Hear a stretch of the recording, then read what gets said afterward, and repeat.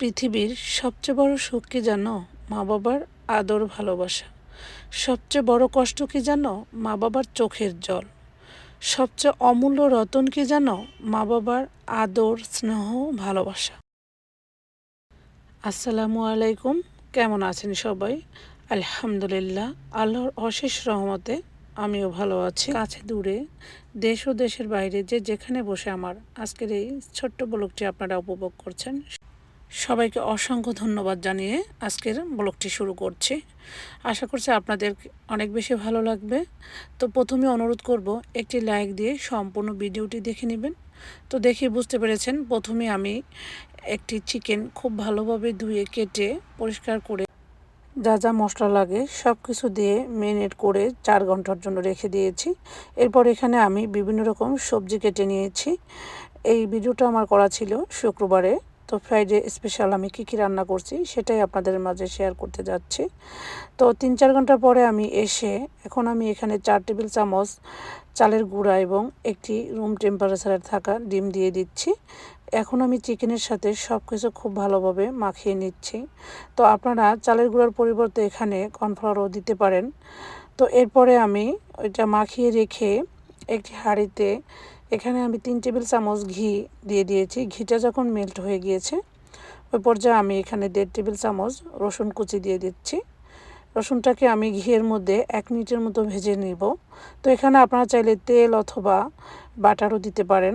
তো আমার কাছে বাটার ছিল না, তাই আমি ঘি দিয়েই রান্নাটা করব। এরপরে আমি এখানে দিয়ে দিচ্ছি গাজর কুচি, সেটাও 3 থেকে 4 টেবিল চামচের মতো। এরপরে এখানে আমি শিম এবং মটরশুঁটি কুচি দিয়েও 1 মিনিটের মতো সটে করে নিয়েছি। এরপরে দিয়ে দিচ্ছি এখানে বড় বড় টুকরো করে রাখা পেঁয়াজের পাপড়ি। এরপরে পেঁয়াজের পাপড়িটাকেও আমি 1 মিনিট ভেজে নিয়েছি। এখন আমি সাদা এবং লাল ক্যাপসিকাম দিয়ে হাই হিটে সবজিগুলো 2 থেকে 3 মিনিট একটু ভেজে নিব। এরপরে আমি আগে থেকে 2 কাপ পোলাওয়ের চাল 90% সেদ্ধ করে ফ্যানের নিচে 1 ঘন্টা রেখে একদম ঠান্ডা করে নিয়েছি।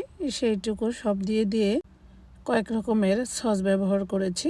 এরপরে আমি আবারও ভালোভাবে নেড়েচেড়ে এখানে একটু পেঁয়াজের কলি দিয়ে দিয়েছি এবং দিয়ে দিব এখন ফিশ সস, যেটা না দিলে ফ্রাইড রাইসের আসল স্বাদ ঘ্রাণ কোনোটাই আসে না। তো অবশ্যই ফিশ সসটা দেওয়ার চেষ্টা করবেন। এরপরে আবারও আমি অফ ক্যামেরায় 3-4 মিনিটের মতো ভালোভাবে নেড়েচেড়ে গরম গরম একটি প্লেটে সার্ভ করে নিচ্ছি। দেখেই বুঝতে পেরেছেন কতটা ঝরঝরে এবং লোভনীয় হয়েছে।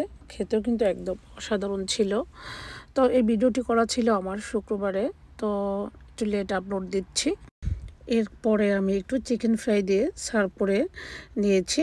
তো এরপরে আমি আগে থেকে ওই যে চিকেনগুলো ম্যারিনেট করে রেখেছি সেখান থেকে 10-12 পিস এখন ফ্রাই করে নিচ্ছি। যাই হোক, আমার আজকের ছোট্ট স্পেশাল ব্লগটি আপনাদের কাছে কেমন লেগেছে অবশ্যই কমেন্ট করে জানাবেন।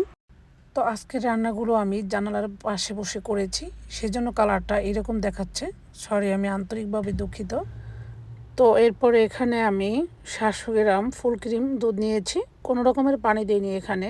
এরপরে আমি এখানে 4 টেবিল চামচ ফুল ক্রিম গুঁড়া দুধ দিয়ে দিচ্ছি। দিয়ে আমি দুধটাকে খুব ভালোভাবে নেড়েচেড়ে একটু ঘন করে নিয়েছি।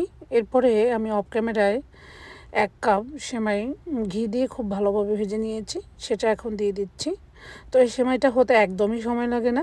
তো 2-3টা বলক আসলেই সেমাইটা আমার একদম হয়ে যাবে। তো এই তো আমার সেমাইটাও রান্না হয়ে গিয়েছে। তো আমার আজকের ব্লগ ভিডিওটি আপনাদের কাছে কেমন লেগেছে এবং কে কোথা থেকে আমার ভিডিওটি দেখেছেন অবশ্যই কমেন্ট করে জানাবেন। আল্লাহ হাফেজ।